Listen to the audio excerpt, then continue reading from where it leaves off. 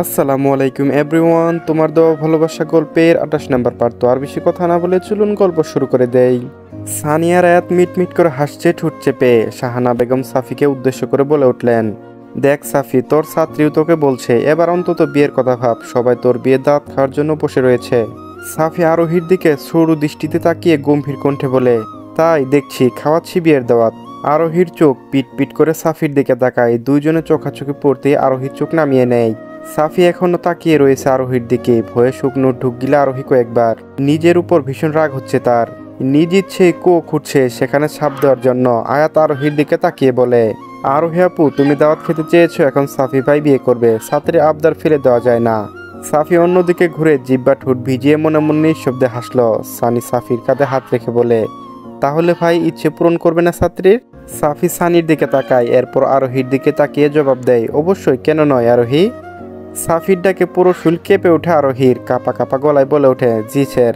আরোহীর দিকে ভূ পাকিয়ে বলে, তাহলে প্রস্তুতি নাও বিয়ের। সব কিছু তো প্ল্যান থাকে, প্ল্যান করে রাখো কি করবে বিয়েতে। সবাই সাফির কথা ধরতে না পারলেও সানিয়া রাত সাফির উদ্দেশ্য ঠিকই বুঝতে পেরেছে। সানিয়া রাত মিটমিট করে হাসছে সাফির কথায়। আরোহী শুধু মাথা নাড়িয়ে বলে, ঠিক আছে স্যার।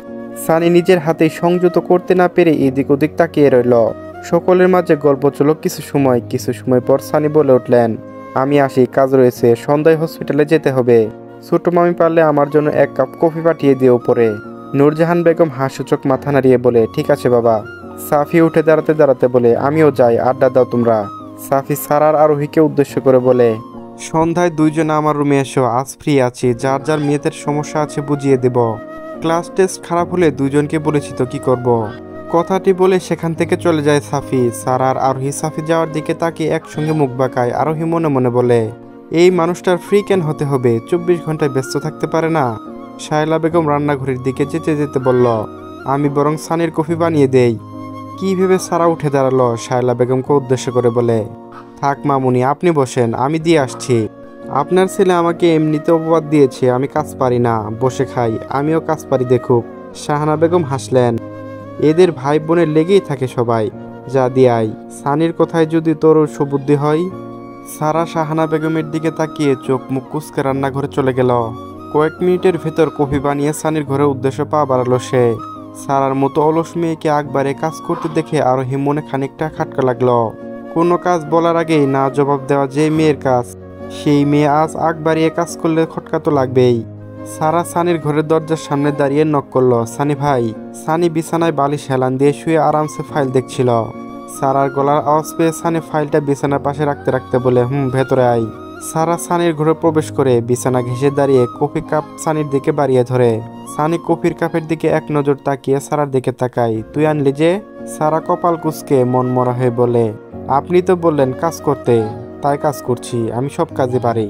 সানি মনে মনে নিঃশব্দে হাসলো। এরপর সারার দিকে তাকিয়ে বলে, কি রান্না পারিস? সারা এবার বিপাকে পড়ে গেল। আগ বাড়িয়ে বেশি বলে ফেলেছে সে। কাজে কর্মে অষ্টপুষ্টা সে, এসবে একদম মনোযোগ নেই তার। তার তো বসে থেকে খাওয়া কাজ, কেউ তো কাজ করতেই দেয় না। সারা কি করবে তাই মিনমিন গলায় মাথা নিচু করে বলে, চা, কফি আর ডিম ভাজি। সারার জবাবে সানি হাসা উচিত না কাঁদা উচিত ভেবে পাচ্ছে না।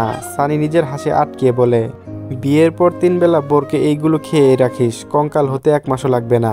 সারা একবার সানির দিকে তাকিয়ে মাথা নিচু করে ফেলে, যদি জীবন সঙ্গী সে হয় তাহলে সব কাজ শিখে নিবে সে। নিজের হাতে রান্না করে খাওয়াবে তাকে। নিজের মনে মনে হাজারো স্বপ্নে সাজালো সারা। স্বপ্ন বরাবরই রঙিন হয়, কারণ এটা কাল্পনিক, মানুষের মন মতো সাজানো।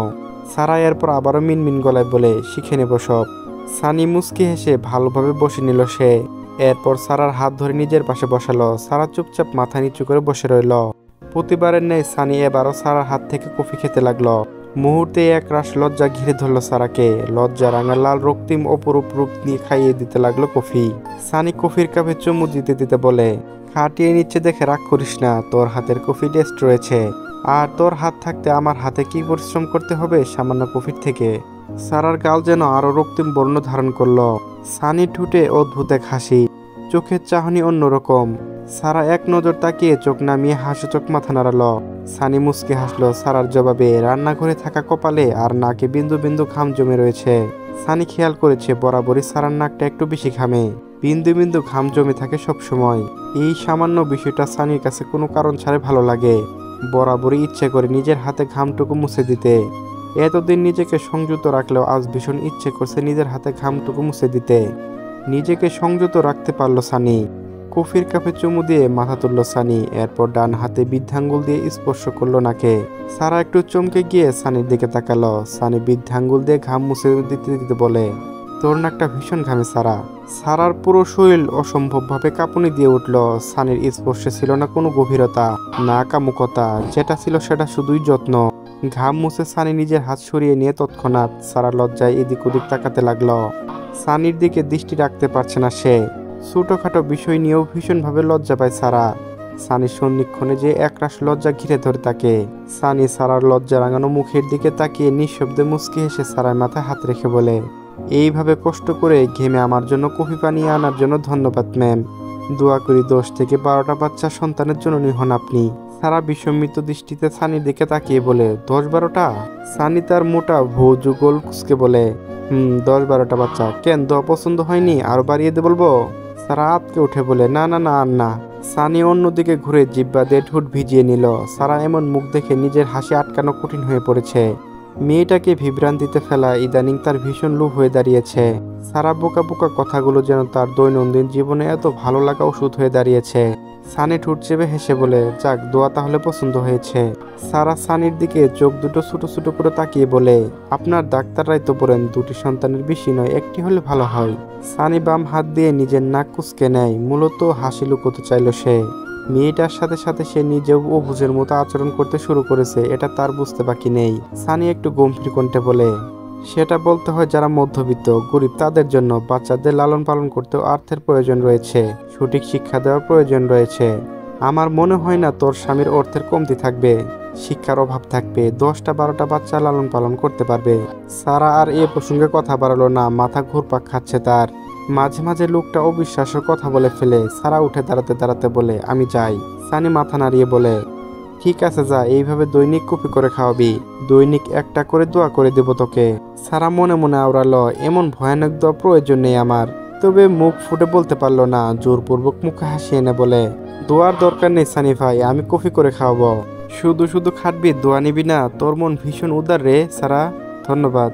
সারা দ্রুত পায়ে বেরিয়ে যায় ঘর থেকে। সানি সারা যাওয়ার দিকে তাকিয়ে মুচকি হাসলো, মনে মনে আওড়ালো, আমার মার কাছে আমার চরিত্রে কালো দাগ লাগিয়েছ আমার শীতলিকা, আমার পিছনে লাগতে আইসো না। আফসুস প্রিয়তমা, তুমি তোমার প্রিয়তমকে চিনলা না। সন্ধ্যায় বিরক্ত হয়ে নিজের ঘর থেকে বই খাতা নিয়ে বেরিয়ে পড়ে আরোহী। আরোহীকে যেতে দেখে রাজিয়া বেগম বললেন, কোথায় যাচ্ছিস আবার? আরোহী বিরক্ত ভরা কণ্ঠে বলে, সারার বাসায় আজ সেরের নাকি সময় রয়েছে, তাই মেদ বুঝিয়ে দিবে, এই জন্য যাচ্ছি। রাজিয়া বেগম খুশি হয়ে বলে উঠলেন, ছেলেটা অনেক ভালো, সবসময় ভালো চায় তোদের ভাই বোনদের, কত সহযোগিতা করে তোদের পড়াশোনায়। আগে লাবিবকে করেছে, এখন তোকে করছে। আরোহীর কাছে সাফির প্রশংসা একদম সহ্য হলো না, কাটার মতো বিঁধল গায়ে। বিরক্ত তার দ্বিগুণ বেড়ে গেল। বিরক্ত ভরা কণ্ঠে বলে, ভালো না কচু, থাকেন পরে আসে আমি, দেরি হলে বকবে আবার, অসহ্যকর মানুষ একটা। দুনিয়াতে ভালো মানুষকে কদর করতে জানে না, তার বড় উদাহরণ তুই। হয়েছে, আপনার সাথে তর্ক করতে পারবো না আমি, যাই এখন আমি। দাঁড়া, গলিটুকু পার করে দিই আমি, আর আসার সময় ফোন দিস, না হয় সাফিকে বলিস পৌঁছে দিবে। একা আসিস না, অন্ধকার গুলি কেউ থাকে না, আমার ভয় করে। ঠিক আছে চলেন। রাজিয়া বেগম দাঁড়িয়ে থাকলেন। আরোহী খান বাড়ির প্রবেশ গেটে ঢুকতে চলে এলেন তিনি। গলির বাম দিকে চায়ের দোকানে ছেলেগুলো গান বাজাচ্ছিল। সন্ধ্যায় আসর বসে আড্ডা এই চায়ের দোকানে। সবগুলো বকাটে স্বভাবের ছেলে, এই জন্য রাজিয়া বেগমের ভয়, সন্ধ্যা একা ছাড়ে না মেয়েকে। মেয়ে বড় হলে বাবা মার যে দুশ্চিন্তা শেষ থাকে না। চায়ের দোকানে বাজানো গান আরোহীর কান অবধি ভালোভাবে পৌঁছায়। গানের সাউন্ড অন্য দিনের তুলনায় আজ একটু বেশি ছিল। পুরোনো দিনের বাংলা গান, গানটা বেশ মজার লাগলো আরোহীর কাছে, তাই মস্তিষ্কে খুব সহজে গেঁথে গেল। আরোহী তখন থেকে গুনগুন করতে শুরু করেছে। খান বাড়ির সবাই যে যার ঘরে। আরোহীর উদ্দেশ্য আগে সারার ঘরে যাবে, দুইজন মিলে একসাথে সাফির ঘরে যাবে। সিংহের গুহায় একা গিয়ে ফাঁসতে চায় না। পুরো বাড়ি নিস্তব্ধ, কোনো লোকের আওয়াজ নেই। আরোহী গুনগুনের আওয়াজ স্পষ্ট শোনা যাচ্ছিল। বেচারা গান গাইতে এত বিভোর ছিল, তার মস্তিষ্ক থেকে বেরিয়ে গেল সাফির ঘর পেরিয়ে সারার ঘরে যেতে হয়। সে তার মনে গুনগুন করে গাইতে গাইতে সারার ঘরের উদ্দেশ্য যাচ্ছে। তোমাকে চাই আমি আরো কাছে, তোমাকে বলার আরো কথা আছে, আমি বলতে পারি না মুখে, তবা তবা। Avoid this song. সাফি সোফায় বসে পানিটুকু মুখে নিয়েছিল তৃষ্ণা নিবারণের জন্য, কিন্তু তার আর তৃষ্ণা নিবারণ হলো না। কানে এমন গান ভেসে আসতে পানি আটকে গেল গলায়। বড় সড়ো বিষম খেল সে। কণ্ঠ শুনে বুঝতে বাকি নেই এটা কার আওয়াজ। সাফি অবাক হয়ে বলে, হোয়াট, এই মেয়ের বুদ্ধি কি হাঁটুর উপর উঠবে না আল্লাহ? কেউ যদি শুনে ফেলে শেষ, মান সম্মান শেষ। সাফি জোরে শ্বাস নিয়ে আওয়াজ করে বলে, ঘরের ভেতরে রয়েছে আমি। আরোহী প্রায় সাফির ঘর পেরিয়ে গিয়েছিল, তবে এই মুহূর্তে সাফির গলার আওয়াজ শুনে পা আটকে গেল তার। শুকনো ঢোক গিলে পাশ ফিরে তাকালো। নিজের ওপর অসম্ভব রাগ হচ্ছে তার। এমন বোকার মতো করে কতদিন ফাঁসতে হবে মানুষটার কাছে। পা জোড়া শক্ত হয়ে আসে তার, মনে মনে বলে, আল্লাহ রক্ষা করো আমারে। আরোহী মূর্তির নেই ঠায় দাঁড়িয়ে আছে, আজ হয়তো প্রাণ নিয়ে বাড়ি ফিরতে পারবে না। এত অল্প আয়ু নিয়ে দুনিয়াতে এসেছিল, ভাবতেই কান্না পাচ্ছে তার। চোখ জোড়া টলমল করছে। সারা নিজের ঘর থেকে বের হতে চোখে পড়ে আরোহীর শক্ত পাথরের নেই দাঁড়িয়ে রয়েছে।